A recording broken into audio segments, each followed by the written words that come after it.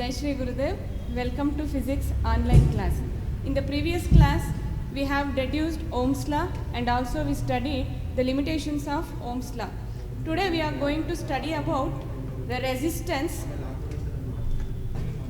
We have already mentioned the resistance.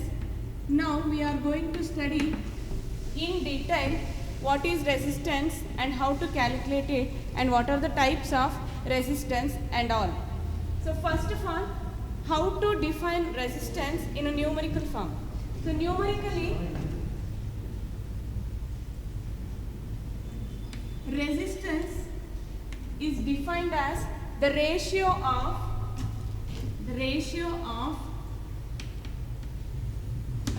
potential difference between the two ends of the conductor to the current through it. So potential difference ಗೂ current ಗೂ ratio ತಗೊಂಡ್ರೆ ಏನು ಒಂದು quantity ಸಿಗುತ್ತೆ ನಮಗೆ, ಅದನ್ನ ನಾವು ರೆಸಿಸ್ಟೆನ್ಸ್ ಅಂತ ಕರಿತೀವಿ. and it is calculated as a numerical value, and this we have got by the statement of Ohm's law. So Ohm's law ನಲ್ಲಿ ನಾವೇನು I proportional to V ಅಂತೇಳಿ ಹಾಕೊಂಡು R is equal to V by I ಅಂತ ಹಾಕೊಂಡಿದ್ವಿ. So ಅದರ ಪ್ರಕಾರ definition R is equal to V by I. So R is the symbol to denote the resistance. So here when I is equal to 1 ampere, R is become equal to V. So ಎಷ್ಟು potential difference apply ಮಾಡಿರ್ತೀವಿ ಅಷ್ಟೇ resistance ನಮಗಲ್ಲಿ apply ಆಗ್ತಾ ಇರುತ್ತೆ ಅಂತ ಹೇಳ್ತೀವಿ. And if the current flowing through the conductor is 1 ampere, current flowing through the conductor is 1 ampere, when the potential difference between the two ends of the conductor is 1 volt, then the resistance is said to be 1 ohm. So resistance offered by the conductor is equal to 1 ohm. So ಯಾವಾಗ 1 ohm ಆಗುತ್ತೆ ಅಂತ ಹೇಳಿದ್ರೆ ಒಂದು current ಏನು flow ಆಗ್ತಿದೆ conductor ಮೂಲಕ ಅದು 1 ampere ಇದ್ದು ಪೊಟೆನ್ಷಿಯಲ್ ಡಿಫ್ರೆನ್ಸು 1 ವೋಲ್ಟ್ ಇದ್ದರೆ, ಸೊ ಅವಾಗ ಅಲ್ಲಿ ಬರ್ತಿರೋಂಥ ಒಂದು ಅಪೋಸಿಷನ್ ಏನಿದೆ ಅಥವಾ ರೆಸಿಸ್ಟೆನ್ಸ್ ಏನಿದೆ ಅದನ್ನು ನಾವು 1 ಓಮ್ ಅಂತ ಹೇಳಿ ಕರಿತೀವಿ. ಆ್ಯಂಡ್ ಒಂದು ಆರಿಜಿನ್ ಪ್ರಕಾರ ನಾವು ಡಿಫೈನ್ ಮಾಡೋದಾದರೆ ರೆಸಿಸ್ಟೆನ್ಸ್ ಅಂದರೆ ಏನು ಅಂತ ಹೇಳಿಬಿಟ್ಟು, resistance is the opposition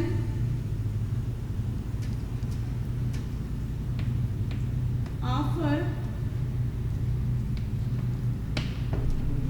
by the conductor or the material, any material, for the flow of charges. ಒಂದು ಚಾರ್ಜಸ್ ಫ್ಲೋ ಏನಿದೆ ಆ ಫ್ಲೋಗೆ ಒಂದು ಅಪೋಸಿಷನ್ ಬರ್ತಾ ಇದ್ರೆ ಸೊ ಅದನ್ನು ನಾವು ರೆಸಿಸ್ಟೆನ್ಸ್ ಅಂತ ಹೇಳಿ ಕರಿತೀವಿ.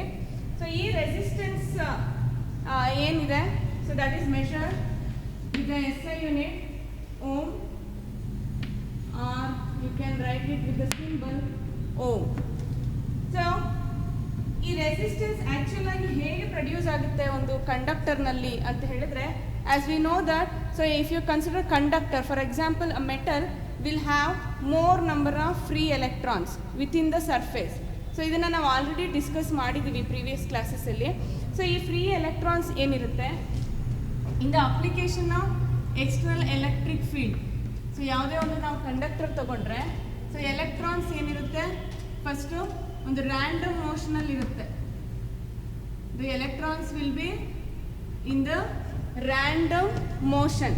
ಸೊ ರ್ಯಾಂಡಮ್ ಮೋಷನಲ್ಲಿರುವಂಥ ಎಲೆಕ್ಟ್ರಾನ್ಸ್ಗೆ if you apply an external electric field, ಒಂದು ಎಕ್ಸ್ಟರ್ನಲ್ ಎಲೆಕ್ಟ್ರಿಕ್ ಫೀಲ್ಡ್ ಅಪ್ಲೈ ಮಾಡಿದ ತಕ್ಷಣ the electrons will start moving in the direction opposite to the applied electric field.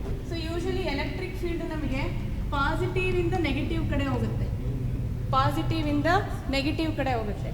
and the electrons move from negative to the positive end. So ಅವಾಗ ಏನಾಗುತ್ತೆ, electrons ನಮಗೆ opposite to the direction of applied field move ಆಗಲಿಕ್ಕೆ start ಆಗುತ್ತೆ.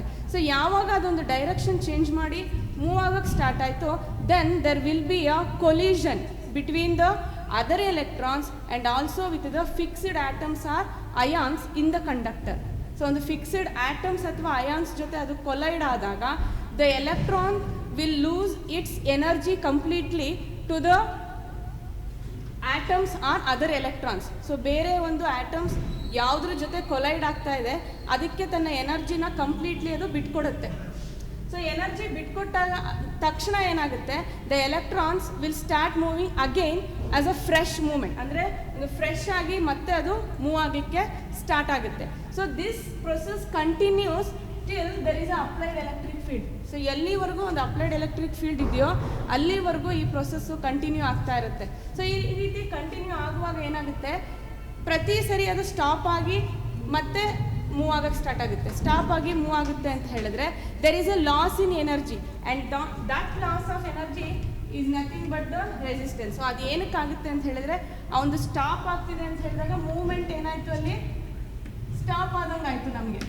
So that it self is nothing but opposition, ಅಥವಾ ನಾವು ಅದನ್ನು resistance ಅಂತ ಹೇಳಿ ಕರಿತೀವಿ. So this is how the resistance will be applied for the flow of charges within the conductor due to the collision of electrons with other electrons or with the fixed atoms or ions, and the electrons will lose its energy, kinetic energy at the point of collision, and hence there will be loss of energy for the electron, and that itself is the origin of resistance. So now how to denote or represent a symbol for resistance in a circuit. ಒಂದು electrical ಸರ್ಕ್ಯೂಟ್ನಲ್ಲಿ ಹೇಗೆ symbolically represent ಮಾಡೋದು, pictorially how to represent the resistance pictorially in a circuit ಅಂತ ಹೇಳಿದ್ರೆ we have two types ಇದೆ ನಮಗೆ. ಯಾವುದಾದ್ರು ಅಂತ ಹೇಳಿದ್ರೆ ಒಂದು,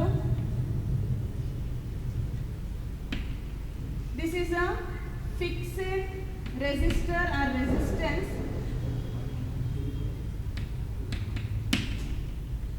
Second one is variable resistance.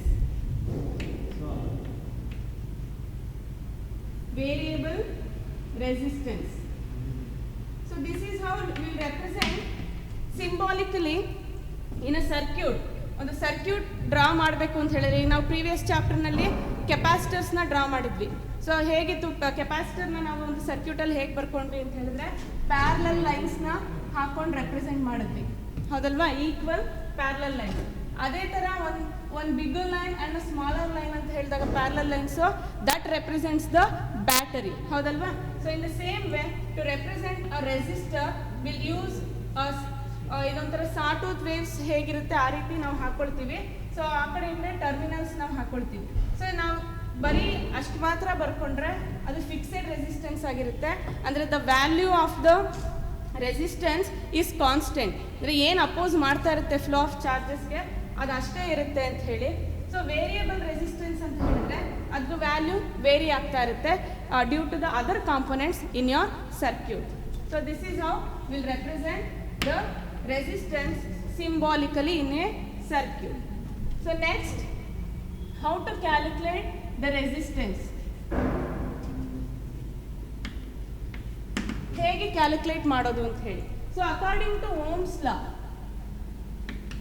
ನಾವು ಓಮ್ಸ್ ಲಾ ಕಲ್ತ್ಕೊಂಡಿದ್ದೀವಿ. ಓಮ್ಸ್ ಲಾ ಪ್ರಕಾರ ನಾವೇನು ಹೇಳಿದ್ವಿ, V is proportional to I or I is proportional to V ಅಂತ ಹೇಳಿ ನಾವು ಬರ್ಕೊಂಡಿದ್ವಿ. R is equal to V by I ಅಂತ ಹೇಳಿ ನಮಗೆ ಗೊತ್ತಿತ್ತು. So if you consider an ohmic device, ಒಂದು ಓಮಿಕ್ ಡಿವೈಸ್ನ ನಾವು ತಗೊಂಡ್ರೆ, if you plot a graph of voltage versus current, voltage versus current ನಾವು ತಗೊಂಡ್ರೆ, if it is a ohmic device ಅಂದರೆ ಏನು, the devices which obeys Ohm's law, we have a straight line passing through the origin. So ಈ straight ಲೈನ್ಗೆ ನಾವು slope calculate ಮಾಡಿಕೊಂಡ್ರೆ how do you calculate the slope? ABC anta tagondre AB by BC. And what does this AB represents? AB represents the change in current, and I'll take it as delta I. And what is BC? BC is nothing but change in voltage, and I'll take it as delta V. And slope, what is the formula for slope? Slope is equal to AB by BC. AB by BC, and that is equal to AB is nothing but delta I divided by BC is nothing but delta V. So this is slope. And how to calculate the resistance?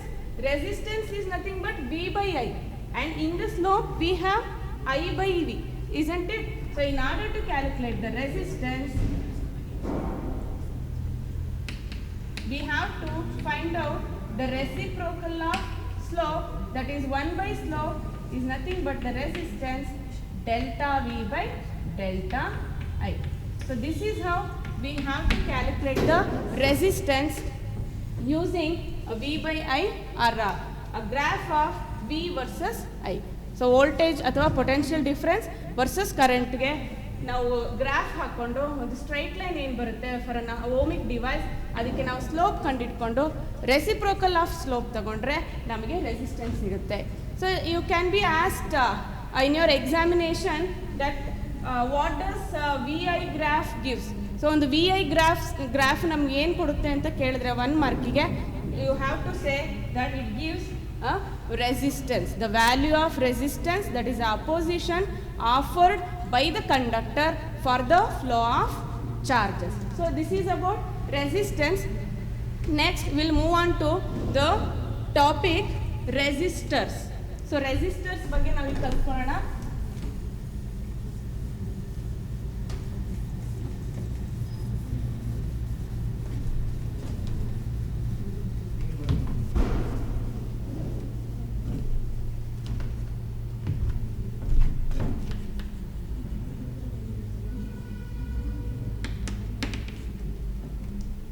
Define resistors. So resistors are the circuit elements. Resistors are the circuit elements or devices. Circuit elements are the devices which offers the opposition for the flow of charges. Circuit elements are the devices which offers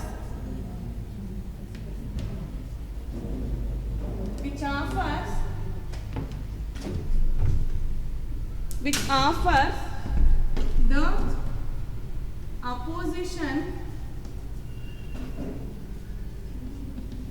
or resistance for the flow of charges. And resistors can be classified mainly into 2 types. So main ಆಗಿ ನಾವು 2 types ಆಗಿ ಅದನ್ನ ನಾವು classify ಮಾಡಬಹುದು. So one ಬಂದು box type resistor, and we can call it as wire bound resistors. Second one is carbon type resistors. So what are the 2 main types of resistors? They are box type resistors, or you can also call it as wire bound resistors. Second one is carbon type resistors. So let me explain with the first type, that is a box type. So box type resistors, in this type of resistors a materials are alloy of manganese,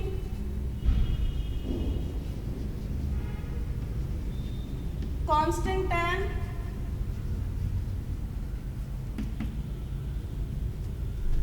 or nichrome are wound in the form of a wire. ಒಂದು metallic wires ಏನಿದೆ alloy of manganin constantan ಅಥವಾ ನೈಕ್ರೋಮ್ಸ್ನ ಒಂದು wooden ಬಾಕ್ಸಲ್ಲಿ wound ಮಾಡಿ ಇಟ್ಟಿರ್ತಾರೆ. So ಆ ರೀತಿ ಒಂದು ರೆಸಿಸ್ಟರ್ಸ್ನ ನಾವು ಬಾಕ್ಸ್ ಟೈಪ್ ಅಂತ ಹೇಳಿ ಕರಿತೀವಿ. ಸೊ ಈ ರೀತಿ ಒಂದು ರೆಸಿಸ್ಟರ್ನ ಕ್ರಿಯೇಟ್ ಮಾಡುವಾಗ ಅಥವಾ ಕನ್ಸ್ಟ್ರಕ್ಟ್ ಮಾಡುವಾಗ we have to make sure that the materials will have low coefficient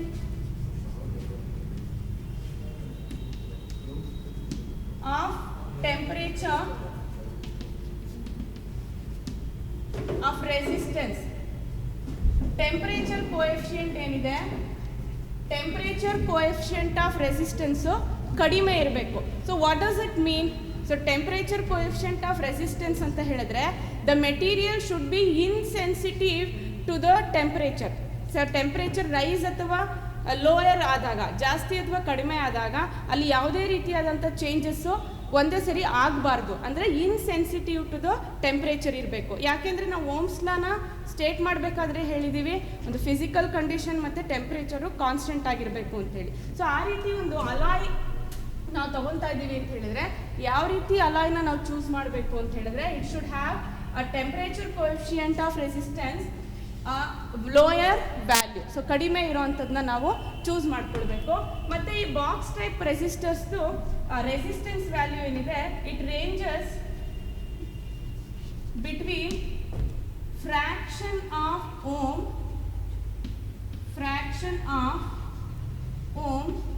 to few hundreds of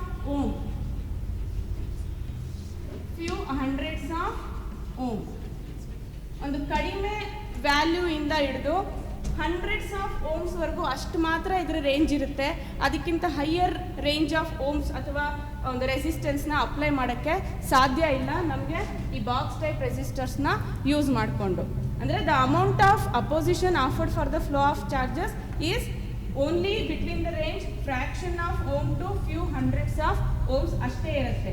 so ಇದಕ್ಕಿಂತ ನಾವು ಜಾಸ್ತಿ ಅಪೋಸಿಷನ್ ಅಪ್ಲೈ ಮಾಡಬೇಕು ಅಂತ ಹೇಳಿದ್ರೆ then we'll go for another type of resistors, that is carbon type resistors. So carbon resistors ಅಂತ ಹೇಳಿದಾಗ so ಇದೊಂದು compact resistor ಆಗಿರುತ್ತೆ. ಮತ್ತು ಕಾಂಪ್ಯಾಕ್ಟ್ ಇದ್ದು ನಾವು ಜಾಸ್ತಿ ರೆಸಿಸ್ಟೆನ್ಸ್ನ ನಾವು ಇದರಲ್ಲಿ ಅಪ್ಲೈ ಮಾಡ್ಬೋದು. ಮತ್ತು ಇದು ಹೇಗಿರುತ್ತೆ ಅಂತ ಹೇಳಿದ್ರೆ ನೋಡಲಿಕ್ಕೆ it will be having appear like a ceramic bead. ಒಂದು ಸಿರಾಮಿಕ್ ಬೀಡ್ ಥರ ಇರುತ್ತೆ. ಸೊ ಅದಕ್ಕೆ ಟರ್ಮಿನಲ್ಸ್ನ ಅಟ್ಯಾಚ್ ಮಾಡಿರ್ತಾರೆ, ಮೆಟಾಲಿಕ್ ಟರ್ಮಿನಲ್ಸ್ನ for the connection purpose. And its resistance value will be denoted with the strips of colour bands. ಒಂದು colour bands ಒಂದು strip ಥರ ಯೂಸ್ ಮಾಡಿಕೊಂಡು ರೆಪ್ರೆಸೆಂಟ್ ಮಾಡಿರ್ತಾರೆ. ಯಾಕೆ ಅಂದರೆ ಇದ್ರ ಸೈಜು ತುಂಬ ಚಿಕ್ಕದಿರುತ್ತೆ, ಅದರ ಮೇಲೆ ಬರೀಲಿಕ್ಕಾಗಲಿ ಅಥವಾ ರೆಪ್ರೆಸೆಂಟ್ ಮಾಡೋಕ್ಕಾಗಲಿ ಅಲ್ಲಿ ಜಾಗ ಇರೋದಿಲ್ಲ. Since the size of the resistor is very small, that is why the value will be represented using the colored band strips. So ಒಂದು ಸ್ಟ್ರಿಪ್ಸ್ನ ಹಾಕಿ ರೆಪ್ರೆಸೆಂಟ್ ಮಾಡಿರ್ತಾರೆ, ಅದನ್ನು ನಾವು ಕಲರ್ ಕೋಡ್ ಅಂತ ಹೇಳಿ ಕರಿತೀವಿ. ಸೊ ಈ ರೀತಿ ಸ್ಟ್ರಿಪ್ಸ್ನ ಹಾಕ್ಬಿಟ್ಟು ವ್ಯಾಲ್ಯೂನ ರೆಪ್ರೆಸೆಂಟ್ ಮಾಡೋ ಮೆಥಡ್ ಏನಿದೆ, ಸಿಸ್ಟಮ್ ಏನಿದೆ, ಅದನ್ನು ನಾವು ಕಲರ್ ಕೋಡಿಂಗ್ ಸಿಸ್ಟಮ್ ಅಂತ ಹೇಳಿ ಕರಿತೀವಿ. And you will be having this type of question are based on the color coding system. You will definitely have one question for 1 mark in your examination. For that you have to study one table which represents the color bands or colors and its value. Let us study the color band now.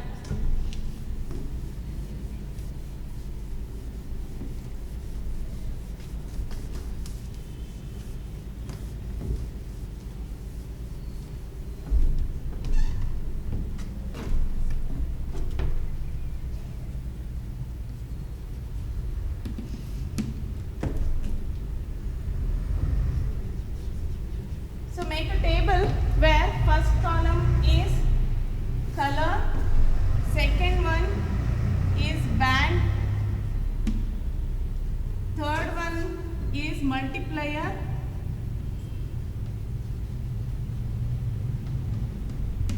fourth one is called as tolerance,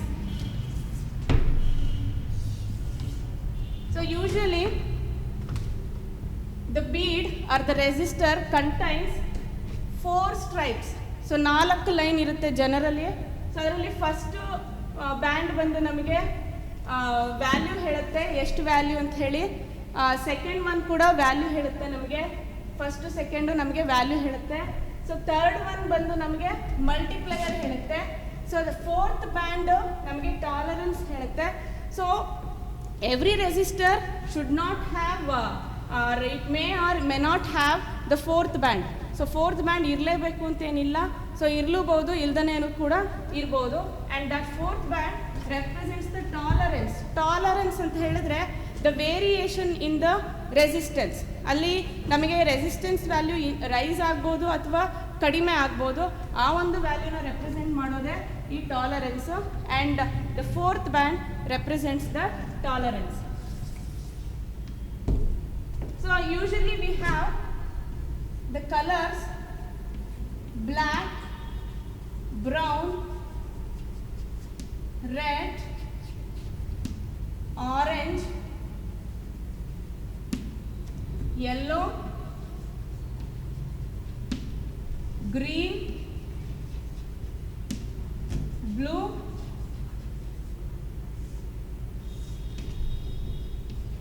violet, gray, white, and finally gold,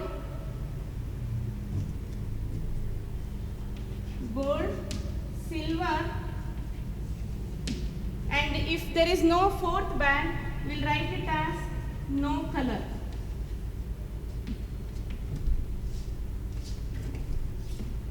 And how to write the value for first band and second band? The band values will be,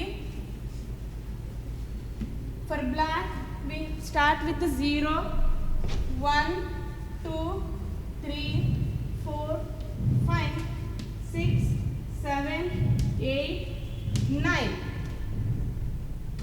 There is no value for the bands for the gold, silver and no color, because all these three comes under tolerance. So ಅದು ನಮಗೆ ಟಾಲರೆನ್ಸಲ್ಲಿ ಬರುತ್ತೆ. So multiplier ಬಂದು 10 power 0. So ಇಲ್ಲಿ ಏನು 0 ಇದೆ ಅದನ್ನು ನಾವು carry ಮಾಡ್ಕೊಳ್ತೀವಿ.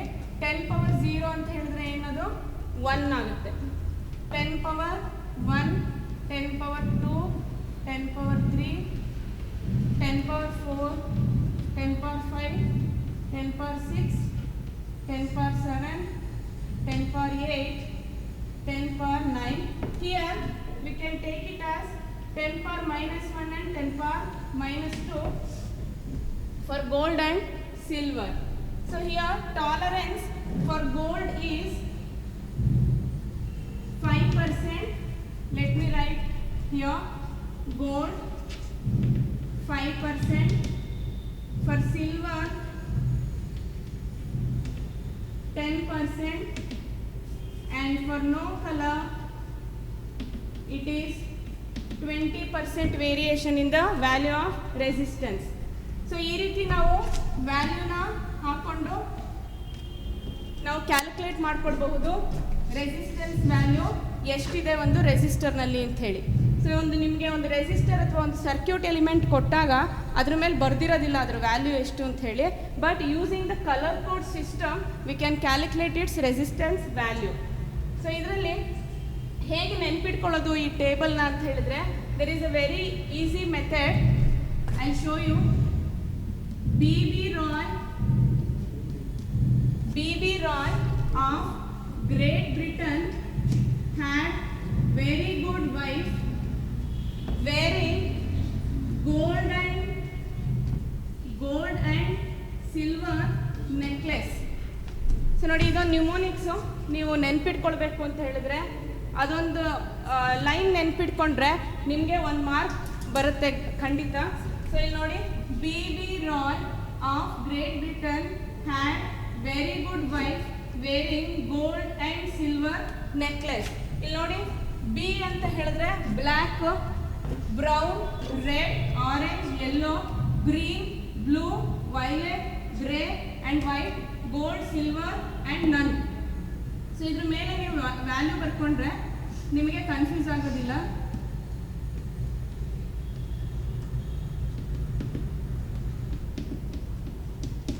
ಸೊ ಈ ರೀತಿ ಬರ್ಕೊಂಡು ನೀವು ನೆನ್ಪಿಟ್ಕೊಳ್ಬಹುದು. ಸೊ ಇದರಲ್ಲಿ ಯಾವಾಗಲೂ ಎಲ್ಲರೂ ಕನ್ಫ್ಯೂಸ್ ಮಾಡ್ಕೊಳ್ಳೋದೇನು ಅಂತ ಹೇಳಿದ್ರೆ, ಬ್ಲ್ಯಾಕ್ ಅಂದ ತಕ್ಷಣ 1 ಬರ್ಕೊಂಡು ಬಿಡ್ತೀರಾ. ಸೊ ಬ್ಲ್ಯಾಕ್ ಯಾವತ್ತಿದ್ರು 0. ಸೊ ಬ್ಲ್ಯಾಕ್ ಯಾವತ್ತು ಫಸ್ಟ್ ಬರುತ್ತೆ, ಫಸ್ಟ್ ಅಂದ ತಕ್ಷಣ ಅದು 1 ಅಂತ ಕನ್ಫ್ಯೂಸ್ ಮಾಡ್ಕೊತಾರೆ. 1 ಅಲ್ಲ ಅದು, you have to start with 0. So black value is always 0. So let me show some example for how to calculate the value if you are given with the color code. So colour code ಕೊಟ್ಟಿದ್ದಾರೆ ಅಂತ ಅನ್ಕೊಳ್ಳಿ. For example brown, yellow, orange and gold. So ಈ ರೀತಿ ಒಂದು colour sequence ನಿಮಗೆ ಕೊಟ್ಟಿದ್ದಾರೆ ಎಕ್ಸಾಮ್ನಲ್ಲಿ 1 ಮಾರ್ಕಿಗೆ. To find the value of resistance. ನಾವು how to find out the value of resistance. So brown ಅಂತ ಹೇಳಿದ್ರೆ ವ್ಯಾಲ್ಯೂ ಎಷ್ಟು? It is 1. Next second value ಕೂಡ ಅದ್ರ ಪಕ್ಕನೇ ಬರೀಬೇಕು, ಯೆಲ್ಲೋ. ಸೊ ಯೆಲ್ಲೋ ಅಂತ ಹೇಳಿದ್ರೆ 4. ಥರ್ಡ್ ವ್ಯಾಲ್ಯೂ ಏನು ಬರುತ್ತೆ? ಸೊ ಥರ್ಡ್ ವ್ಯಾಲ್ಯೂ ಬಂದ್ಬಿಟ್ಟು ನಮಗೆ ಮಲ್ಟಿಪ್ಲೈಯರ್ ಅಂತ ಹೇಳ್ತೀವಿ. ಸೊ ಮಲ್ಟಿಪ್ಲೈಯರ್ ಅಂದ ತಕ್ಷಣ ಅಲ್ಲಿ ಇಂಟು ಹಾಕ್ಕೊಳ್ಬೇಕು. That is orange. ಆರೆಂಜ್ ಅಂತ ಹೇಳಿದ್ರೆ ಏನಿದೆ? 10 ಪವರ್ 3 ಇದೆ, ಹೌದಲ್ವಾ? Next tolerance. ಸೊ ಟಾಲರೆನ್ಸ್ಗೆ ಯಾವ ಬ್ಯಾಂಡ್ ಕೊಟ್ಟಿದ್ದಾರೆ? 4th ಬ್ಯಾಂಡು ಗೋಲ್ಡ್ ಕೊಟ್ಟಿದ್ದಾರೆ. ಸೊ ಅವಾಗ ಫಸ್ಟು ನೀವು ಯೂನಿಟ್ ಬರೆದ್ಬಿಡಿ ರೆಸಿಸ್ಟೆನ್ಸ್ಗೆ, that is ohm. Plus or minus gold ಅಂತ ಹೇಳಿದ್ರೆ ಎಷ್ಟು ಕೊಟ್ಟಿದ್ದಾರೆ? 5%. ಸೊ ಇದನ್ನು ನೀವು ಇಷ್ಟೇ ಬರೆದ್ರೂ ಸಾಕು, ಇಷ್ಟೇ ಬರೆದ್ರೂ they have to give 1 mark. But ನೀವು ಮತ್ತೆ ಬೇಕಿದ್ರೆ ಇಲ್ಲಿ 10 ಪವರ್ 3 ಅಂದರೆ 1000 ಆಗುತ್ತೆ, ಮಲ್ಟಿಪ್ಲೈ ಮಾಡಿದ್ರೆ 14,000 ಆಗುತ್ತೆ. 14,000 5%ನ ನೀವು ಕ್ಯಾಲ್ಕುಲೇಟ್ ಮಾಡಿ. ಅಂದರೆ ಈ 14,000 ಇಂಟು 5/100 ಅಂತೇಳಿ ಕ್ಯಾಲ್ಕುಲೇಟ್ ಮಾಡಿ ಬಂದ ವ್ಯಾಲ್ಯೂನ ನಾವಿಲ್ಲಿ ಪ್ಲಸ್ ಆರ್ ಮೈನಸ್ ಅಂತ ನಾವೇಳಿ ಮಾಡ್ಕೊಳ್ಬೋದು. ಸೊ ಆ ರೀತಿ ಕೂಡ ಮಾಡ್ಕೊಳ್ಬೋದು. But it is not needed. It is more than if you write till here. So ಇದು ಬಂದು ಕಲರ್ ಸೀಕ್ವೆನ್ಸ್ ಕೊಟ್ಟಾಗ ವ್ಯಾಲ್ಯೂ ಕಂಡುಹಿಡಿಯೋದು. ಅದೇ ಥರ ವ್ಯಾಲ್ಯೂ ಕೊಟ್ಟಾಗ ನಿಮಗೆ ಹೇಗೆ ಕಲರ್ ಸೀಕ್ವೆನ್ಸ್ ಕಂಡುಹಿಡಿಯೋದು ಅಂತ ಹೇಳಿ ಹೇಳ್ಕೊಡ್ತೀನಿ. ಸೊ ಅದಕ್ಕೆ ಒಂದು example 25 into 10 power 5 ohm plus or minus 20% ಅಂತ ಹೇಳಿದ್ರೆ ನಾವು check with the table. So 2 ಅಂದರೆ ಯಾವುದಿದೆ? ರೆಡ್ ಇದೆ. 5 ಅಂದರೆ ಯಾವುದಿದೆ?